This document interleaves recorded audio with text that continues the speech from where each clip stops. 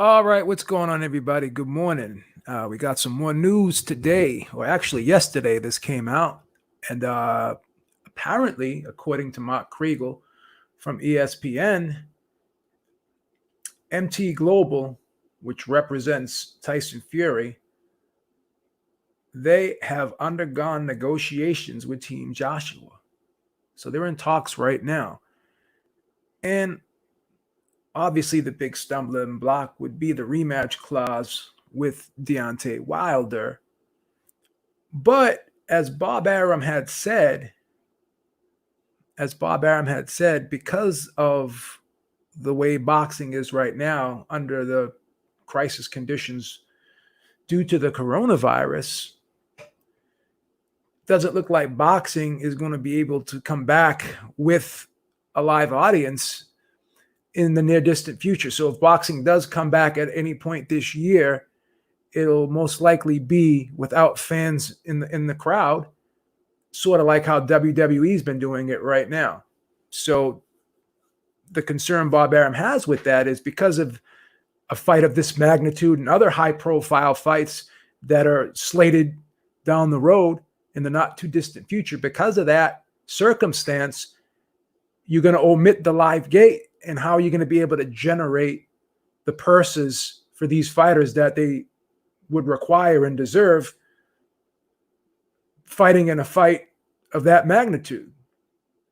So he's concerned about not being able to pay Tyson Fury the substantial purse that a fight of this magnitude would warrant.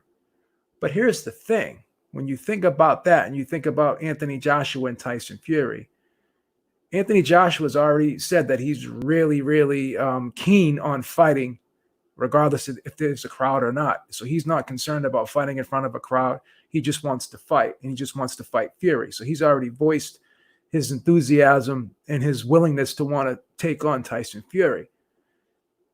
The big question is, how does Tyson Fury feel about that? Because his remarks were, just if the money's right, I'll fight anybody. But the thing is this, would Saudi Arabia be willing to put up a substantial amount of money regardless if there's a fan audience there or not, regardless if the fans are there or not? Would Saudi Arabia even care about that?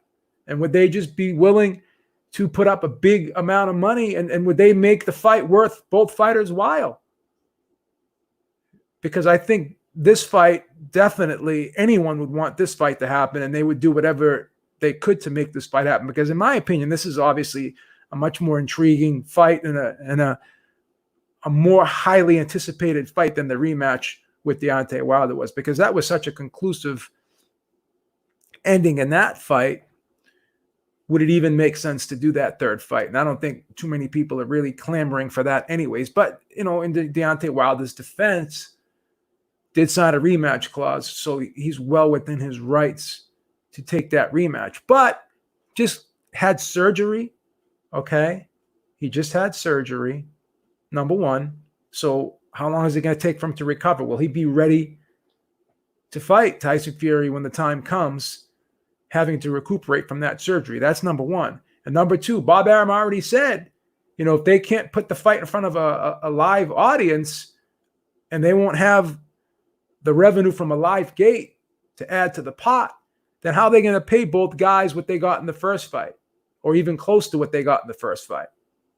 So that's a concern. Bob Arum had already suggested that both men take interim fights before facing each other, until at least they can get cleared to fight in front of a live audience.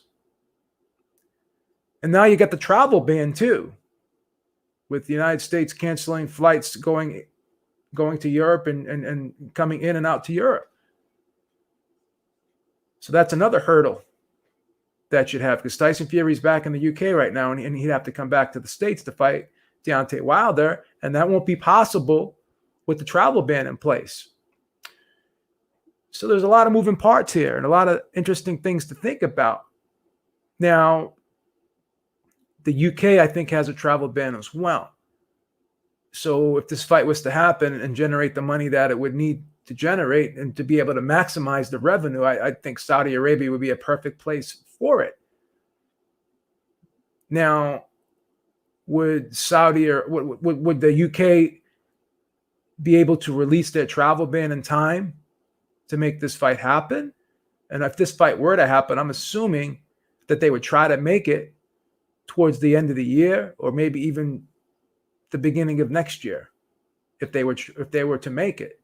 So I believe the UK, correct me if I'm wrong, people in the chat, they have a travel ban as well going on. But would they be willing to remove that travel ban? Well, worst case scenario, they could still do the fight in the UK and maybe have a lot of sponsors and stuff, a lot of people chipping in here to make the fight worthwhile for both guys, whether it be sponsorships or Sky or whatever Sky decided they'd be willing to do to make this fight happen. But I think the venue of choice, the location of choice would definitely be Saudi. I think Saudi would definitely be willing to put the money up to make this fight happen and make it worthwhile for both guys. I don't think anyone really cares about a Tyson Fury, Deontay Wilder third fight. I know I don't. I know a lot of boxing fans don't as well.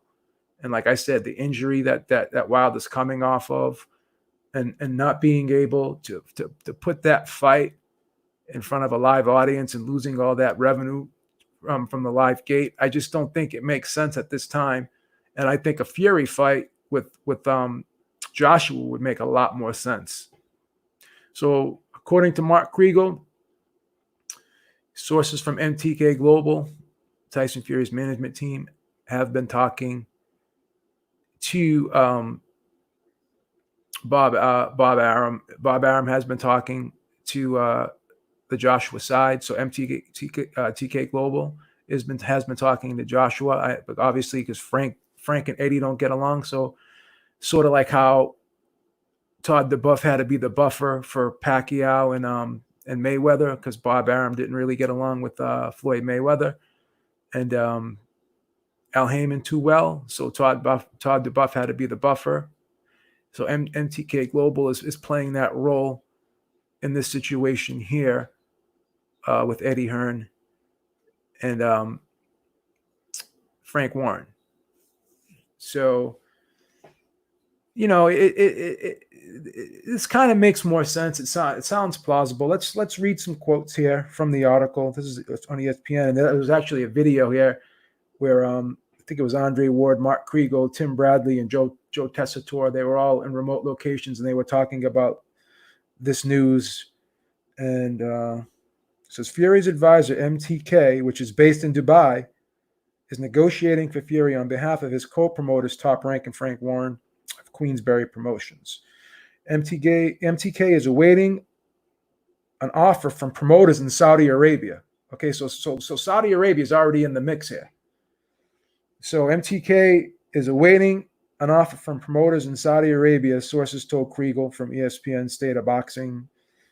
I guess he has a podcast on ESPN Plus. So this was the podcast on ESPN Plus. I'm gonna check it out because I didn't even know he had a podcast. So that's very interesting news. So it says sources told Kriegel that MTK is handling negotiations because of a rift between Warren and Eddie Hearn of Matchroom Boxing. Since sources said the offer to Fury would have to be large enough to pay Deontay Wilder, who is coming off surgery, to waive his contractual right to an immediate rematch.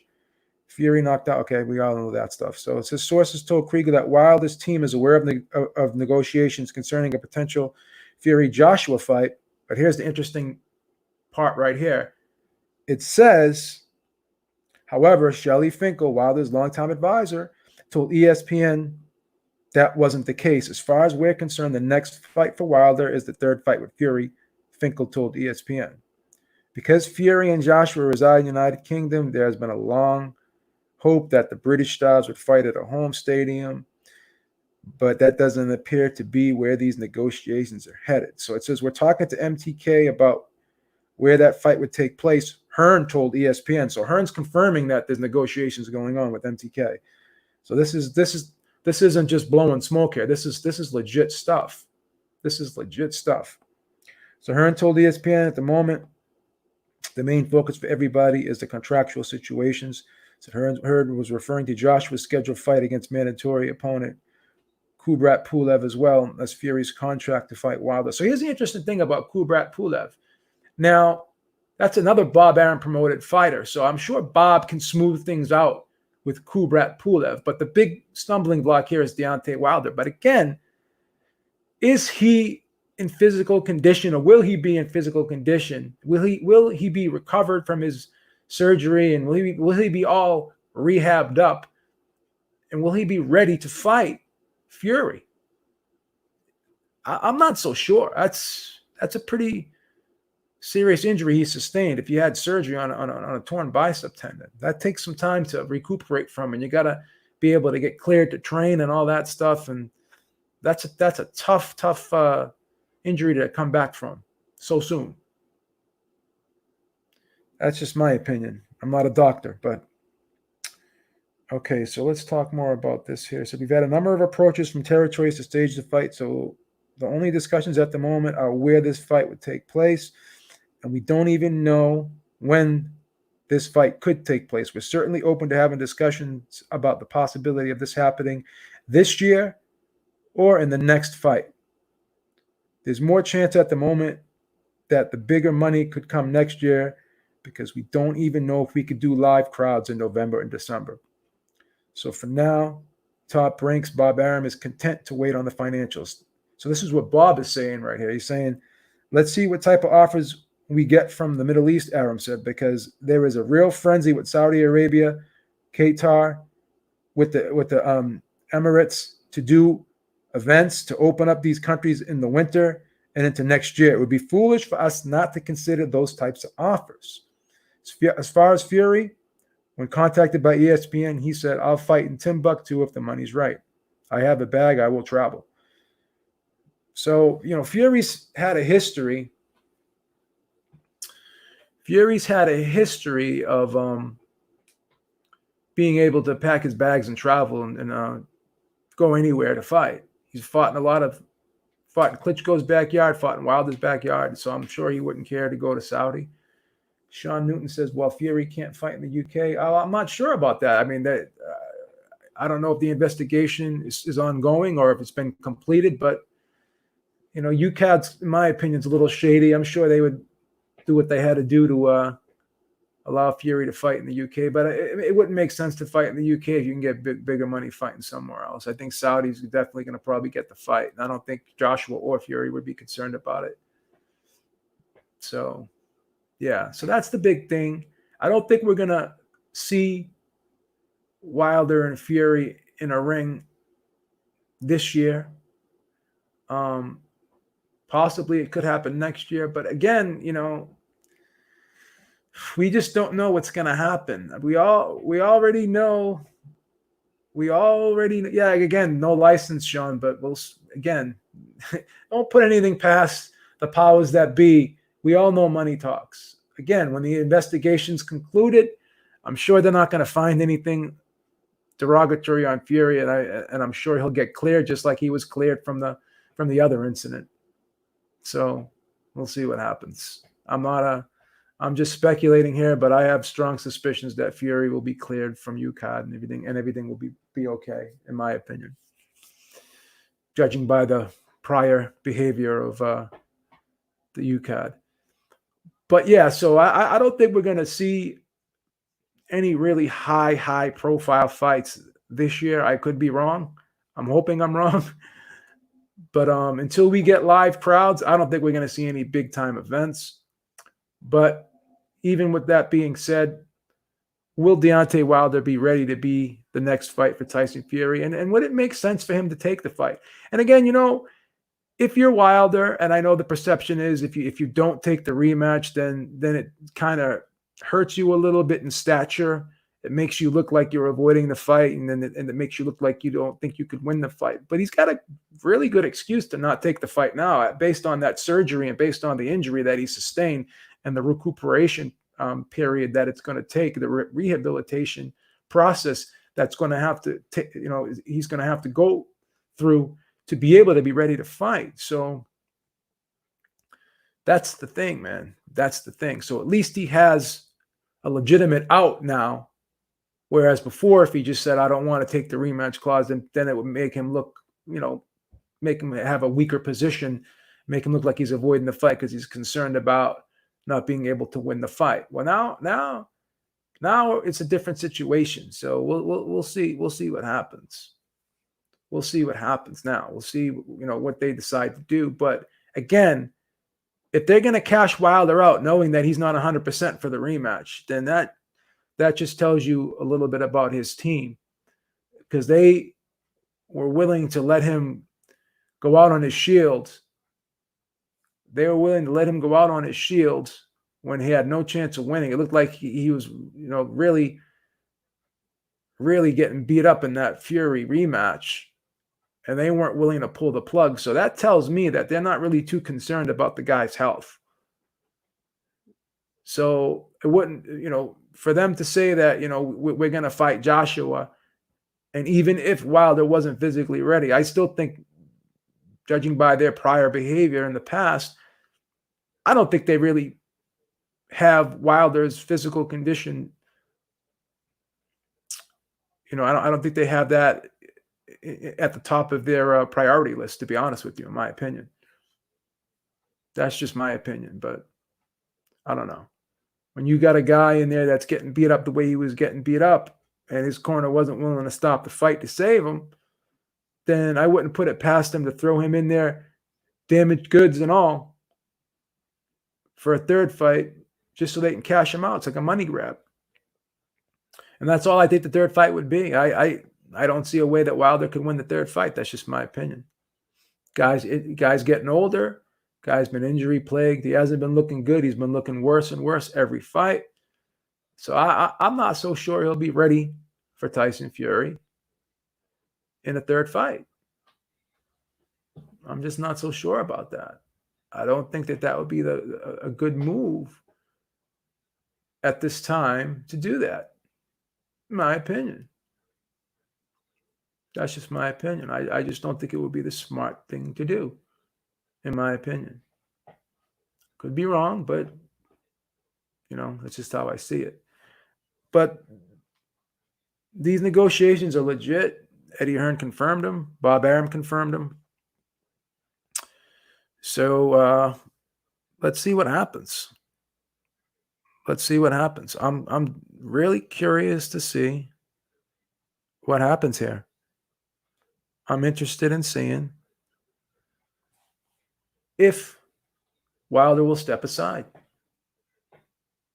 If Wilder will step aside. Now, the big problem, if Wilder does step aside, takes himself out of the picture, and will he be able to get a rematch or even get a title shot?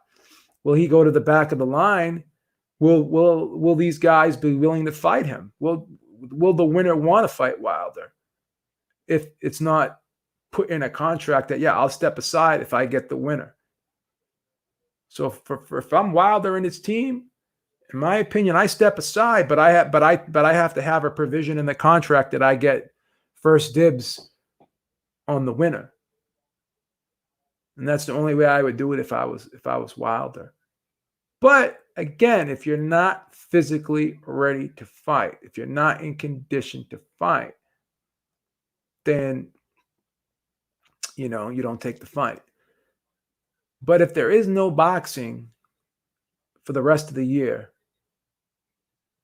that's good for Wilder, because we're in May right now. So you got June, July, August, September, October, November, December. You got 7 months to rehab.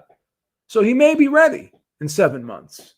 He may be ready in 7 months. And then if they have the fight next year in January or February, that's good for Wilder.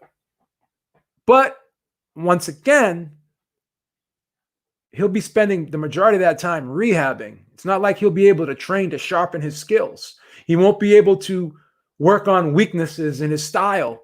He won't be able to polish things up. He'll basically be doing rehab work for the remainder of this year. Pretty much. He won't be able to spar. He won't be able to hit bags. He may be able to do some conditioning work. may be able to do some strengthening of the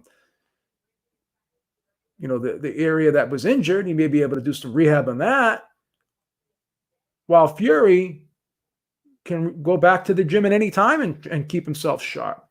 Fury can take an interim fight in between, whereas I wouldn't think that Wilder would be able to do so because of his condition right now, in my opinion. So time may or may not be on Wilder's side. It's however you look at it, because he's going to be getting older. He's not going to be able to do any type of real boxing training. Okay. And he won't be able to develop things if he's not going to be able to work on boxing. So if the majority of the time spent this year is going to be all for rehab and trying to get things back the way they were, or at least close to it, and then he's going to have to start from scratch, he's not going to have enough time to probably train for a rematch if he's going to be mainly doing rehab work. Sean says boxing will start to return next month. Yeah, but again, you won't have these high-profile fights if you can't put these fighters in front of a live audience. You won't be able to pay these guys what they're going to be worth and what they're going to require if you can't put them in front of a live audience. So you may see lower level fights. You may see interim type fights, tune-up type fights, or showcase type fights. But I don't think you're going to see a high-profile fight. I don't think you're going to see a Canelo versus a Billy Joe Saunders. I don't see it. I don't see it. Not at least in the United States. Maybe in other countries. I don't know. But I know that the United States is going to be moving very slowly in opening up the country, from what I'm hearing right now. My state, Massachusetts, we were supposed to open up May 4th. Now the governor just extended it to May 18th. And who knows what's going to happen May 18th, because the deaths keep going up here, whatever. I don't want to get into that because I have my theory on that too, but I don't want to get the video taken down by YouTube. But I have my theory on that. But again, I know the East Coast definitely is not going to open up anytime soon. I know the middle of the country probably, but we'll see what happens. So, Sean, you're saying Taiwan's going to be cleared Monday. Like, how much of the restrictions are going to be lifted? Are there going to be any guidelines still in place on what's going to happen? Because I know we're going to be moving very slowly. I don't know what you guys are going to be doing over there, but I know we're going to be moving very slowly over here. So we'll see what happens. That's going to be interesting to see how this whole thing plays out with the country opening. But yeah, the no longer listed as a pandemic. Yeah, well, actually the president removed the national guidelines, said he wasn't going to extend them. But the governors here are going to have their own precautions in place. So yeah, I put a link in the chat if anyone wants to jump in and give their take on this topic. If anybody wants to jump on, feel free to jump on, because this is a pretty interesting topic. I'd love to hear what the rest of you guys think about this whole situation. But yeah, so we'll see what happens. I mean, the big fight that I was really looking forward to was Teofimo Lopez versus Vasyl Lomachenko. That was supposed to happen in April, and obviously that couldn't happen, and obviously it's not going to happen anytime soon in the near future, from what I understand, because Teofimo Lopez, he's even voiced his opinion that he doesn't want to fight without a live crowd. He doesn't want to box if it's not going to be in front of a live crowd. He already said that. He's already said that. So we'll see what happens. The pandemic. Cali King. You know what time it is. Oh, Sean's here. Okay, we'll let Sean on. This is a first, huh? My arch nemesis. What's up, Beeb? Good. Yeah, I was thinking, I'm like, isn't this ironic? The two of us together. Nice. Yeah, let me Give me 1 second. I gotta I can hear you a little bit. Let me put my headphones in. I forgot I had my headphones on. All right. All right. So. All right. I feel like this is Superman talking to Luthor right now. Arch nemesis. Am I Superman or are you Superman? I was gonna think I was Superman. I'm a little bit, but whatever. So what do you think, man? How do you think this whole thing unfolds? Do you think that boxing will be up and running like with a crowd in December, or do you just think they'll just be doing live shows without an audience? I also concur with you. I'm also disappointed Lomachenko Lopez is possibly not going to happen until late this year. But yeah, I mean, like you mentioned earlier, I mean, obviously different parts of the world are going to be on different schedules. The States is like obviously behind everyone else as far as this pandemic sort of kicking in. So they're going to be sort of slow to get back into groove, and obviously having events where they have people in stadiums not separated by 3 feet between them. Like in Taiwan, we already have baseball and soccer going on, but empty stadiums right now. So, it's one step forward, right? One step forward. And we know that they just had the live boxing fight in Nicaragua as well. And obviously Asia and probably some other places are going to come around quicker than the States. So that's good because at least we're going to get some events in the meantime, right? Taking less pressure off of people, giving people somewhere to go, some fights to happen. But yeah, I imagine, like you said, that the East Coast of the States is going to be sort of the last ones coming around. But hopefully California and stuff will be able to jump in there by November, December. Yeah. So I think the big thing, if you really think about it, is some of these other countries like Saudi Arabia, they may not have like as tight as restrictions as the rest of the world. So Saudi Arabia may be willing to have an event with a live crowd before like United States would, before the UK would. So it's not out of the realm of possibility that we could have these fights. Well, that's the thing about the Fury and AJ fight. It's possible, right? I mean, the Saudi Arabian fight that happened before, it wasn't based on having a large crowd. They didn't care so much about how many people were there. It was more of just having an event for the country to have like a positive face globally, right? So it's the same scenario that they have deep pockets, so they don't need to make money based on filling out a stadium. They just need to be the first ones to put on a big event, try to showcase their country as being positive, right? They're using it more as a political sort of opportunity. Yeah, so I could see like this fight going to Saudi, and I could see this fight maybe happening in December or January if they Wilder steps aside, because this is what they could present to Wilder. They could say, "Wow, Deontay, we're not going to be able to have this fight, and if we do have this fight, it's not going to be in front of a live crowd, so we won't be generating the same amount of revenue that we did in the first fight. So it won't be worth our while." Number one.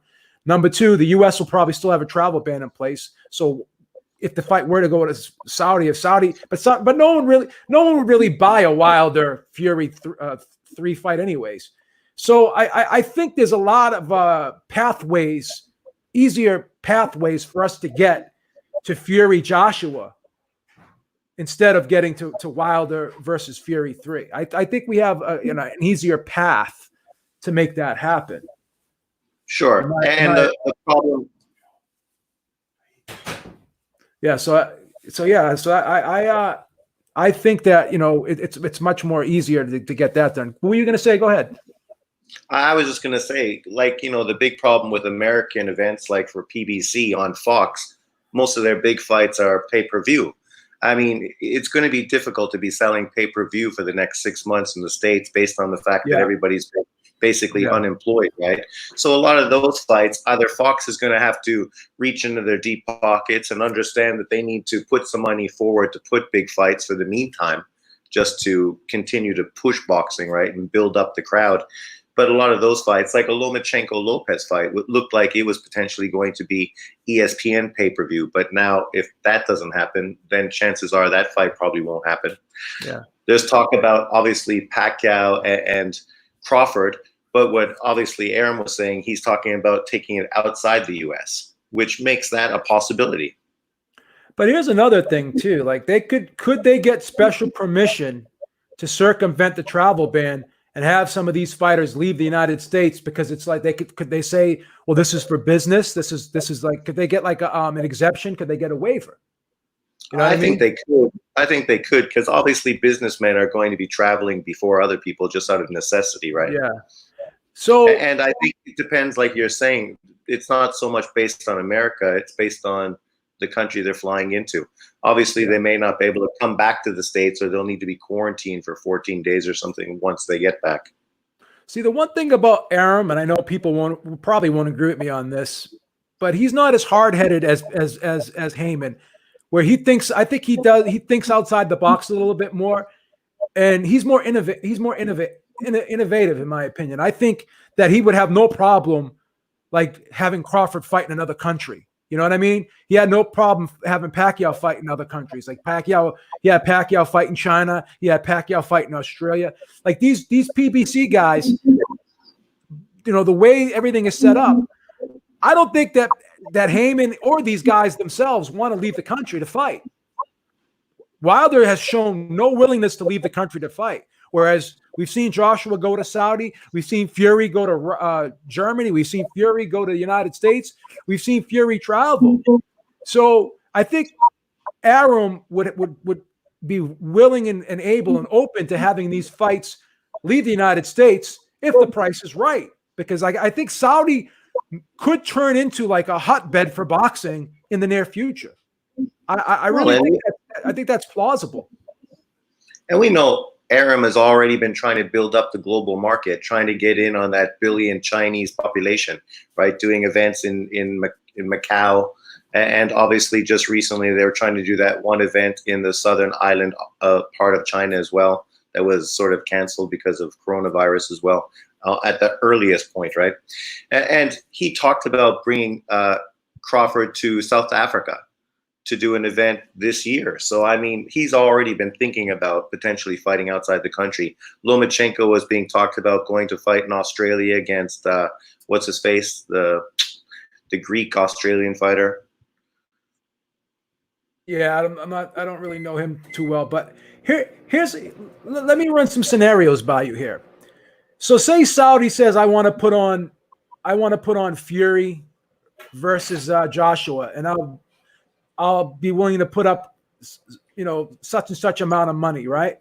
But say Bob says, okay, we'll let you do that. Well, how about you throw Teofimo Lopez versus Lomachenko in there? What if Bob uses this as a way to negotiate other fights in that area as well? Yeah, we'll give you this. We'll go there. We'll be willing to do that. But here's a stipulation: could we do other fights over here as well?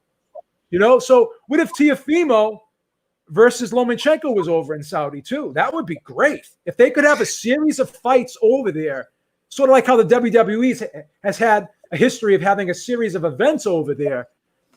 This could be real interesting. This could they should just think possibly about doing like a super card, right? As opposed to a series. A super card, you know, everybody would get in, everybody would buy into it. It would be sort of global, and you know, it's sort of a one pay sort of type of thing. But Lopez talked about he didn't want to fight outside of New York, so I don't see him going to Saudi Arabia to fight. You don't think if the money's right though, they could talk him into it? Possibly. What fight would you be? This may be a stupid question, but what fight would you be more excited for? Teofimo Lopez versus Lomachenko, or Joshua versus Fury? I'm gonna have to say Joshua versus Fury, but that Lomachenko fight's a close second for me.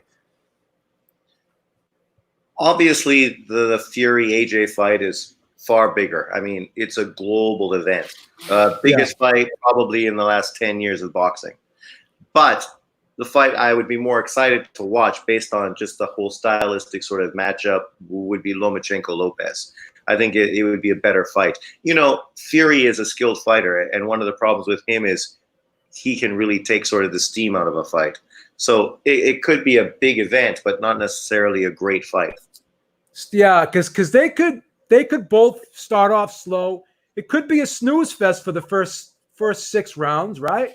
But Teofimo would go right at Lomachenko. He'd force the fight, and Lomachenko has shown willingness to engage as well. We saw him in the Luke Campbell fight. That was kind of a shootout. So, I agree with you. I think from a aesthetic standpoint, I think the Lomachenko versus Teofimo fight may be more enticing, but I think obviously the bigger event would be the Fury Joshua fight. Yeah, and that's why we're talking about it, because theoretically it's a big enough fight that you could pay Wilder enough money for him to step aside to let it go forward. I mean, obviously the thing for Wilder is about face, right? He doesn't want to lose face by stepping aside and taking payment, because people will possibly judge him in a negative way, especially his radical fan base as well. So, I mean, that's the only thing potentially that could stand in the way. But like you were talking about, he's coming off of an injury. Potentially, it's going to be very difficult to put a pay-per-view fight on in the U.S. So for him, getting a signed contract that he gets the winner is probably more of a win-win situation. You get longer to prepare, longer time to recover. You get these guys to beat up on each other, potentially giving you a guy that's not quite what he was or would have been when you fought him. And now you get more of an opportunity to sort of, put some new moves and some new things into your game. And then obviously you get an opportunity to fight. And that event then would be probably even more money, because based on this fight, following in that footsteps, it would just be another global fucking event. Well, let me ask you this, if this makes any sense to you, because we got Fight Doctor on. We're going to let him burn for a little bit in a couple of seconds. Would we ever see a better version of Deontay Wilder than we saw in that second fight? Because you have to understand, this is like a multitude of injuries this guy has suffered in recent years, because he hurt the right arm before too, hurt the right fist before, hurt the right forearm, and now he's starting to get injuries in the left arm, right? And he's already complaining about his legs, not being what they were because of the suit. But could that just be a residual effect of having too many miles on the tank too, right? Because the legs are the first thing to go. The guy's going to be 36. Could we see a better version of Deontay Wilder? I'm going to let you answer that question, and I'm going to let Fight Doctor jump in when you're finished. I think we can always expect that potentially if a guy goes in with maybe a new training regimen, maybe some new people to work on his training, because we know one of Wilder's biggest problem is he hasn't been doing road work for years. And eventually that could play a role in taking away his legs. And potentially that's what's happened. But as George Foreman was saying, he's got some exercises and things that can help deal with some of these, bring back some of the strength and bring back some of the strength in his legs. I mean, you can't look past the possibility of a guy having another big fight. I mean, like Pacquiao against Thurman. Nobody expected Pacquiao to really have that sort of resurgence at this point of his career. And we've seen it with other guys as well. I mean, George Foreman and many other people. I mean, Morales came back and had a few really good fights. We had, what's his face? A few other guys, I can't remember his name off the top of my head, who came back for one fight and really sort of, seemed to reinvent themselves. Even Gaddy, right, in the Ward fights, he sort of came back and had a new strategy, a new sort of energy to him, and sort of reinvigorated his career. So, I mean, it could happen, obviously, and you can't look past it. I mean, that's why with his power, anything is possible. Okay. Go Fight Doctor, if you will, give me your opinion on this situation, and let me know what you think about the thing. Honestly, I mean, I don't know. Listen, this is the first that I've heard of Wilder not doing road work, and I don't see how that's productive. Not doing road work. But I mean, I like to see what he would do in terms of changes in his camp. So he's bringing in George Foreman, which I think is a good thing. But I mean, at the end of the day, I think he needs to fundamentally change his whole approach to the sport of boxing. You know, I mean, he's sort of gotten away with the big punch up until this point, but you know, in Tyson Fury, that's not going to be enough. An opponent, you know, dealing with an opponent like Tyson Fury, just having the big punch isn't enough. So, I mean, and how old is Wilder? He's 33. Oh, he's wow. I think he's going to be 36. Almost 36, yeah. Okay, so time is definitely not on his side. So, I mean, I honestly, I really don't know. Listen, I think what Wilder should do is forget about the immediate rubber match. If I were Wilder, if I were advising Wilder, I would tell him, like, look, you're coming off an injury. You're coming off of like a sound beating. You need to retool and maybe tweak some things, you know, work some things out, figure out like how are you going to deal with Tyson Fury. I don't think one training camp is going to be enough. So maybe he should like go back to fighting some tomato cans, knock those over, and, you know, figure out like how he can possibly adjust his style to deal with Tyson Fury, and then fight Fury or the winner of Fury Joshua in a big cash out fight. You know, that's what I would do if I were advising Deontay Wilder. That's what I would tell him to do. Before I kick it over to Ralph, I got to ask you one last question, Fight Doctor. Do you think this time right now that he's spending, do you think that it's going to be rehabbing, or do you actually think he'll be able to do some serious boxing training coming off of that surgery and coming off of that injury? What do you think is going to happen in these upcoming months with Wilder? When do you think that, well, obviously neither one of us are doctors, but we have an idea of, you know, what injuries are and how serious they are and what they take to recover from. Do you think that he'll be able to train in the near distant future, or do you think he'll be on the shelf and be rehabbing for these next couple months, maybe next 4 or 5 months? I mean, it all depends on what the extent of his injuries are. You know, I mean, I don't know. So this, as I understand, this surgery was on his left arm, and I know he's had at least 2 surgeries on his right arm, like one on his hand. I think he had one on his bicep, one to repair a torn bicep. So, you know, and at 36 years old, you know, at some point, you know, the body just sort of just says enough, you know. So question is, like, is he at that point? You know, can he bounce back from these injuries? So I don't know. If I were advising Deontay Wilder, I would forget about the Tyson Fury fight for now and see how he looks, you know, against, you know, his normal level of opposition. You know, see if he looks like the same Deontay Wilder or an improved Deontay Wilder, and then take it from there. I mean, if they're serious about winning the rubber match, you know, I would maybe take some time to try to reconstruct Deontay Wilder, you know. But yeah, if they really want to win the rubber match, I don't think going right back into it, especially coming off an injury, is smart. Ralph, thank you for patiently waiting. Let me ask you this question. Does money talk? Is money going to be the determining factor? Is money going to rise above it all? And is this Joshua Fury fight going to happen? Because it's the biggest money fight that they could make. And it doesn't look like there's a big demand for this Wilder Fury 3. First of all, good evening. You're a little bit low. I don't know if you can jack up your sound a little bit, Ralph. Oh, damn, my bad. Oh, no, you sound better now. Okay. Go ahead.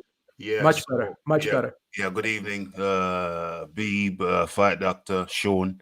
Okay, so, yeah, the current climate right now, obviously, with the coronavirus and everything, is throwing everything up in the air.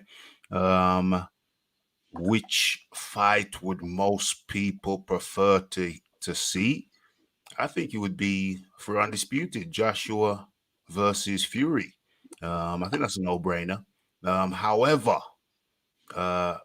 Wilder has shown no inclination, no desire to step aside. Wilder's in he's in a tough spot because Joshua, he gave Joshua hell. when he lost, mocked him, etc., etc. And now he's in a position whereby the common sense thing to do would perhaps be to step aside, heal up properly, try and revamp or get some new techniques going, try and shore up his flaws. That would be the smart thing to do. But I mean, who here thinks that Wilder is going to do the smart thing? If he steps aside for Joshua, then that's a double whammy for Wilder, isn't it? He's stepping aside, not taking the fight. Joshua went straight back into it, so he's going to look very, very weak out there. If he doesn't take this fight from an ego standpoint, he's going to look very, very weak. The man's coming up to what, 36 now? It's coming up to 36, and you're basically asking, can an old dog learn new tricks? Now, I saw that episode of Mythbusters, and an old dog can learn new tricks, but can Wilder? Not every old dog has the same aptitude, my friends. I say no. He's been getting away. It's like with any sport or any occupation or anything.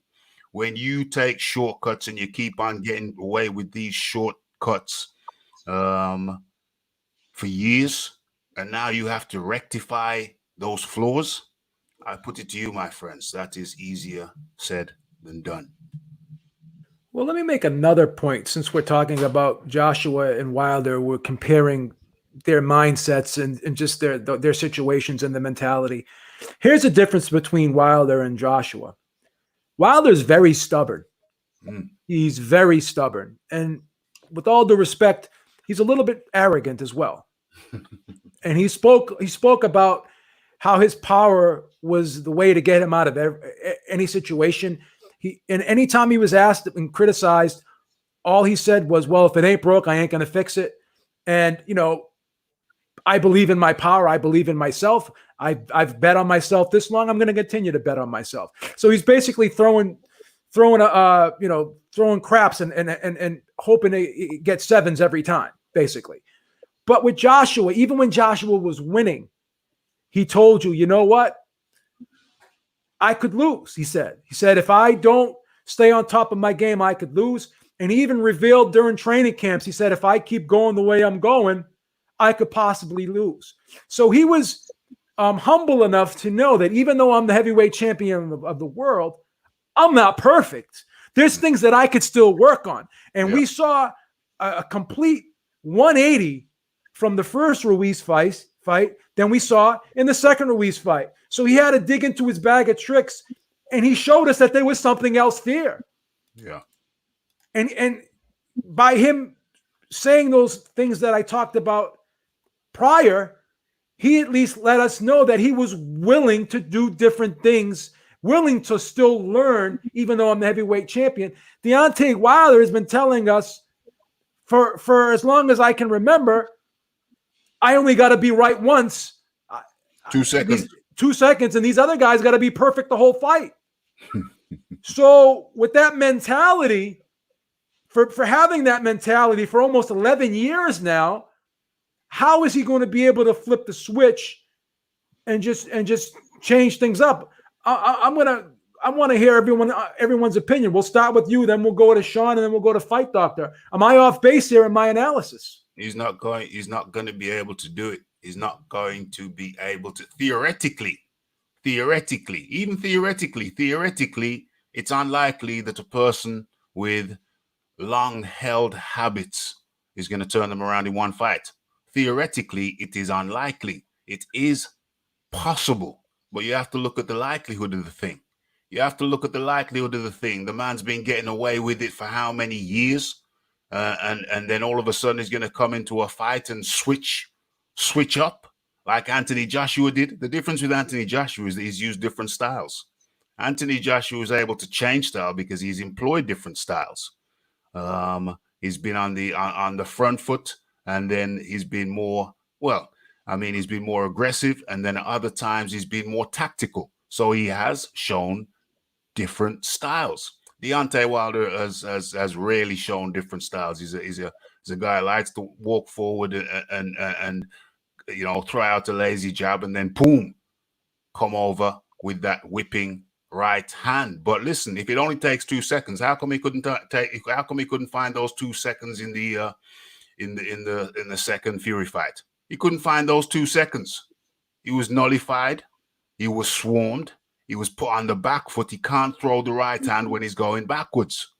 And then with Fury using hooks rather than straight punches. So that made the thing messy, deliberately messy. It nullified Wilder's attack. You throw hooks when he's throwing hooks. You throw wild, well, not so wild, technical hooks while he's throwing his wild hooks, and you nullify his work. Furthermore, you're stepping forward. And let's talk about the jinking. Let's talk about the feints. Watch the fight back and look at what happened every time Tyson Fury feinted. Wilder was all over the place.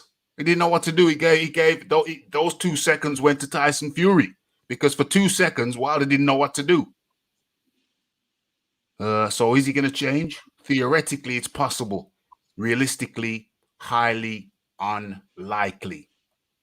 Go ahead, Sean. Let me know what you think about that. Can he change? I know I'm apparently a huge PBC and Deontay Wilder hater, but you know, we've seen him against Tavern use more of a planned sort of style, stayed controlled throughout the fight, didn't overcommit, used the jab a lot in that fight, was probably the most effective he's been in his career against anyone as far as just fundamentally boxing. You know, one of the biggest problems people had with him is that based on his style and his right hand, he never used his jab as much as he should have. You know, he sort of got away from it. He sort of used it to range find, but never used it as an effective tool. And, you know, if he started mixing those two things up and also bringing it to the body a little more, he could have some potential success against Fury. And now that he knows a little more about Fury actually using this style, I mean, you come in with a new mindset as well, knowing that potentially Fury is going to try to be more physical with you, use his physicality against you, and be a lot more of a big physical presence than he was the first fight. One of the problems many people think Wilder had in the second fight is that he put on extra weight, which potentially is the reason why his legs weren't as effective. I mean, you are a smaller guy. Your strength is being faster and more powerful.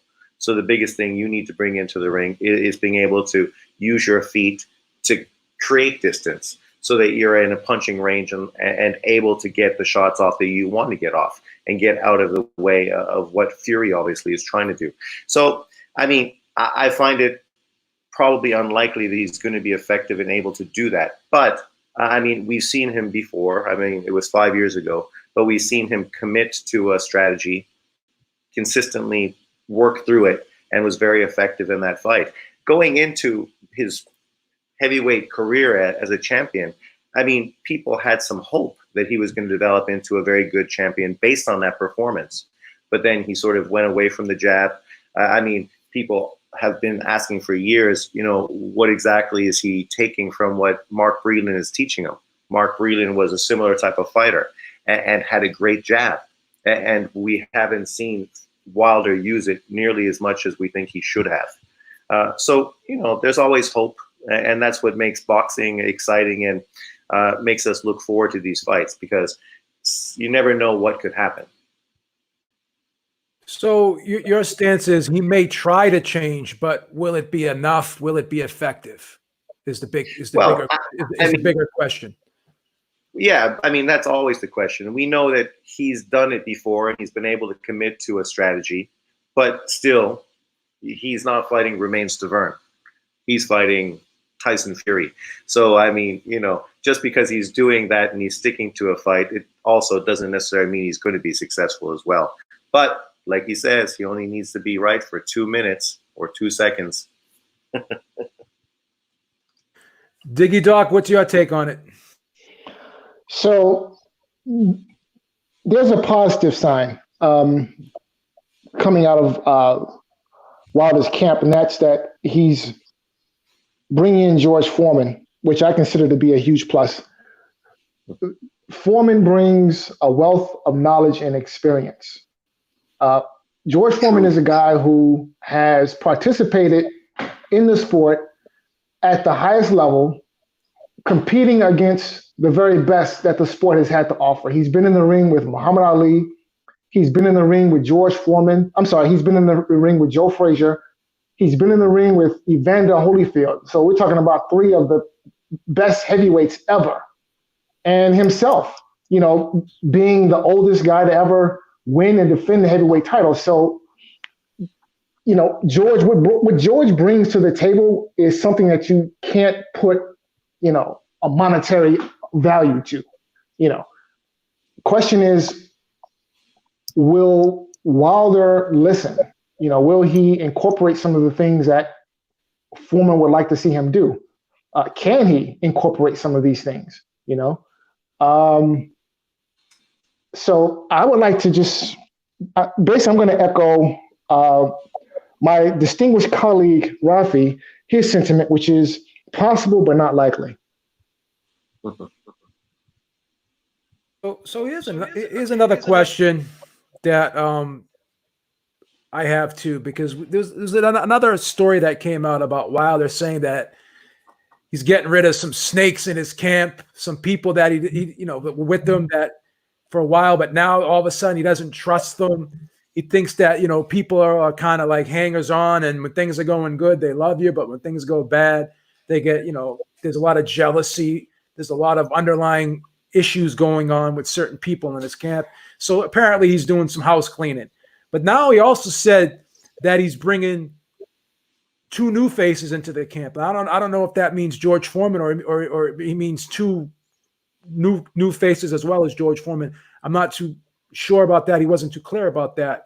But now all of a sudden he's talking about having snakes and having backstabbers and stuff in his camp. Is that another excuse to add to the never-ending list of excuses? Number one. And number two, who do you guys think these other two people are that he's bringing into the camp? I mean, let me start with Ralph on that one. Yeah, he talked about snakes in the grass. I don't know. He lives by the water. I don't know. It's pretty tropical around there. I don't know. Snakes in the grass. Yeah, well, there's always going to be snakes in the grass. Wherever there's success, you get hangers on. Wherever there's hangers on, I guess those are the snakes in the grass. He says he did say he's bringing in two new people, but he added a caveat to that, in so much as that one of the two new people he's bringing in is already somebody who is connected with the team. So he's an in and out guy. So in effect, he's bringing in one new person. So I guess the key question there then is that one new person going to be George Foreman? And I believe no. I think no. I think he's got a closed camp. I don't want to be too controversial, but I can't help it. I think he's got a closed camp for a reason. And this is a suspicion. It's not a fact. It's a suspicion. My suspicion is that he's never been too open with his camps because he doesn't want the world at large, other trainers, to see how limited he actually is. So I think that's why his camp is so closed. And I think that's why he doesn't go around freely working with different people, doesn't invite this trainer in, it's a very closed network circle. And I honestly believe that he doesn't like having new people in because he doesn't want his limitations to be generally known, just known throughout the boxing community. And I think that's his hesitance with working with big guys like George Foreman. He should have been moving around. He should have been experimenting. The teaching techniques, everyone has different teaching techniques and learning techniques. What techniques suit you better as a learner? He's been with these guys for how many years, and his progress has been abysmal. It has been abysmal. He's been a champion for 5 years. Where are the improvements? Where are the improvements in 5 years as a champion? I firmly believe, but I firmly believe he's kept his circle so close, so small, so tight, because he doesn't want the boxing world in general, as in the trainers, to go around, chatting around the water cooler. This guy really ain't that good. And so I think that's been a big hindrance to his career. He just that's why he keeps it so close, in my opinion. Speculation. So do you think that these two people are going to just be in the training camp, or do you think we'll see some new faces in the corner come fight night? He should have an influx of influence. He should speak to George Foreman, not just speak to George Foreman, but get George Foreman in. But I think there's a serious reluctance. He appears to have a serious reluctance to just get out there and mix it up, get some trainers in, get new influences in, see what works, see who you can bring in, whose teaching techniques suit your learning techniques. I really do feel that he's very, very limited, and doesn't really want to let people in to see those limitations. The counter argument to that is that he did fly out and train with the spar with Vladimir Klitschko. So I can give the pro argument and the counter argument. Doc, what's your take? So, I just think that, look, maybe he did have some yes men in his camp who, look, I thought going into the rematch that the guy who was going to make the adjustments would have been Deontay Wilder. I thought, after having watched the first fight, I thought that Tyson Fury fought the best fight that he possibly could. I thought that seeing Tyson Fury in the fight immediately before the rematch, I felt that Tyson Fury couldn't improve upon his performance in the first fight. That's what I thought. And so then we come to the rematch, and the guy who I thought should have made the adjustments turns out to have regressed, in my opinion. And the guy who I thought, Tyson Fury, who fought as best that he could and couldn't improve upon his performance, indeed proved me wrong and fought a spectacular fight and improved from the first fight. So I don't know. Maybe it was a situation where leading up to the rematch, Deontay Wilder has these yes men in his corner, telling him this, telling him that, telling him, oh, well, you're going to knock the guy out. You had the guy down in the 9th round, and you had him basically out in the 12th round. And, you only need to connect one good time and fight is over. Maybe that was a conversation in his camp leading up to the rematch. And look, like I always say, punching power is overrated. You can have the power of a Deontay Wilder, George Foreman. You can hit hard like Ernie Shavers, but it's all for nothing if you can't find the target. And that's exactly what we saw in the rematch. So, if that's the case where Deontay Wilder has all these yes men who are pumping his head full of this and that, then yeah, maybe he needs to pull out the broom and pull out the mop and a sponge and the SOS pads and get to doing some house cleaning, and bring in some new people. Some people who are going to tell him what he needs to know, what he needs to hear, instead of what he wants to hear, So, I mean, I don't know. I don't know. I think we'll see. You have the injury. Listen, boxing is a business at the end of the day, right? And we know that these guys, they have, so many fights, and then that's it. They have so many fights at the top. They have, their marketability is attached to a timeline, okay? And in Deontay Wilder, we see a guy who's had injuries in the past. He's coming off of a surgery. So how much time does this guy really have left? And how do we maximize his earning potential in, that short amount of time that he has left? Maybe he only has one more fight. And if that's the case, then yeah, I think it's smart to take the Tyson Fury rubber match immediately. And really, it doesn't matter if you win or lose, because after that fight, that's it. So I mean, I don't know. I'll just go back to what I said earlier, which is if I were advising Deontay Wilder, and if the goal were to win the rubber match, then he needs some time to reconstruct. I also have to question why Wilder didn't pull out of the rematch if he was injured. Is it about the money now? Is it just about the money now? And is this third fight just about Wilder with the mindset thinking don't get beat up too bad? Cash out. I'm suspicious that it's just about the money now because he didn't pull out of the second fight. It seems like he was injured.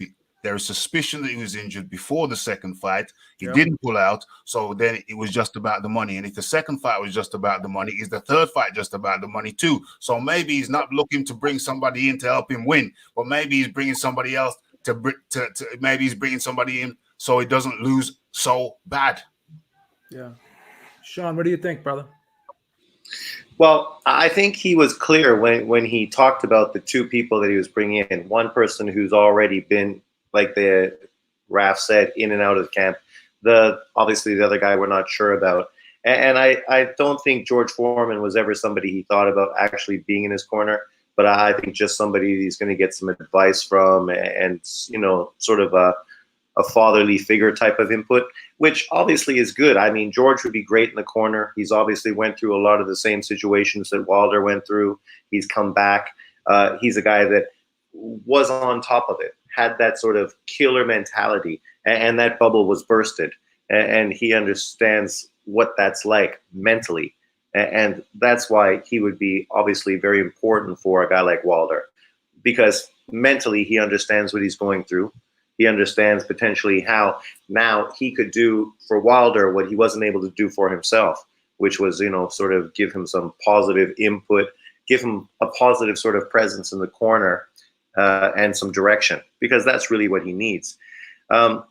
But I agree with the final point. I think really what it comes down to, it's mostly just a cash out, and people get upset in their feelings because people who said it, somebody stated that Suleiman said if he loses this fight with Fury, he's probably going to no longer be relevant in the sport, or he's going to no longer box or whatever. And in truth, he's probably going to retire. Because with these 3 Fury fights, he's making a shitload of cash. His pockets are full. I mean, there's no reason for him to really continue on with his career. We know that he doesn't really love boxing. He doesn't really love training. So we know why he got into the sport. It was mostly to take care of his daughter, who was sick. And at this point, he's taking care of all of that. I mean, you might as well take the opportunity when it's there, get as much money as you can. That's what the whole Anthony Joshua situation was about. How much money can I get out of these guys to force that fight? And so in the end of the day, I think Wilder got everything he wanted out of the sport, right? He became a champion. He got rich in the process. And he's a guy that just likes to stay home with his kids. And, that's what he prefers to do. And now he's in a position where he can do that. So I expect that he's probably going to take the third fight, cash out, and go into retirement.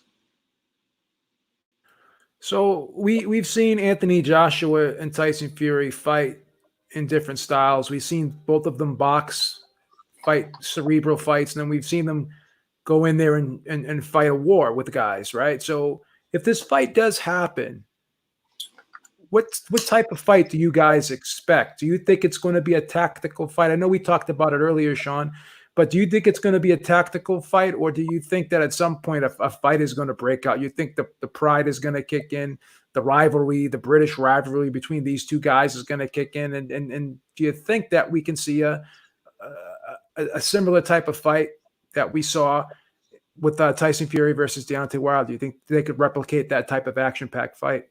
Ralph?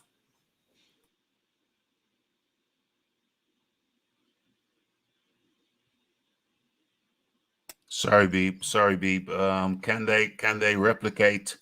Can Fury and Wilder replicate?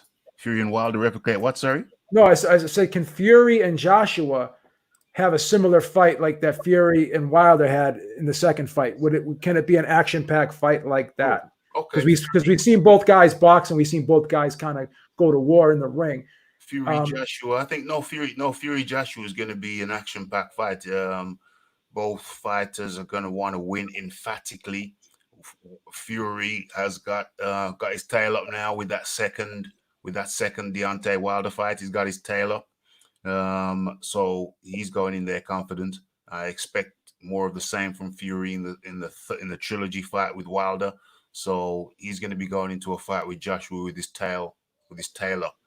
Joshua is going to take Fury's head off to make an emphatic statement. He's going to want to take the head off the lineal champion. Action-packed fight. What do you think, Doc? So honestly, I expect a potential Fury Joshua fight to look a lot like the Fury Klitschko fight. Now, see, the thing with Fury and Wilder is that stylistically, Fury doesn't match up well for Wilder.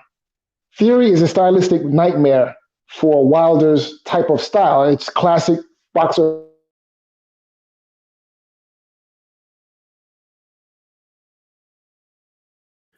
Having some audio issues there with Fight Doctor. I think we lost his connection. Well, I got one last question, Ralph. I'm gonna kick it over to you. Yeah. Before we close out here, do we see live boxing in front of a crowd in the United States or in the UK in 2020? Yes, to the very, very late. Nothing before. Where are we now? May, June, July, August, September. Yeah, I'm not expecting anything before September, realistically speaking. September, October. Yeah, nothing before. In fact, let's just push it back to October. Nothing before October. Okay, I'm going to say December, but we'll see what happens. Yeah. All right, guys, thank you so much for joining. Ralph, thank you as always for your opinions and your input. Always well received.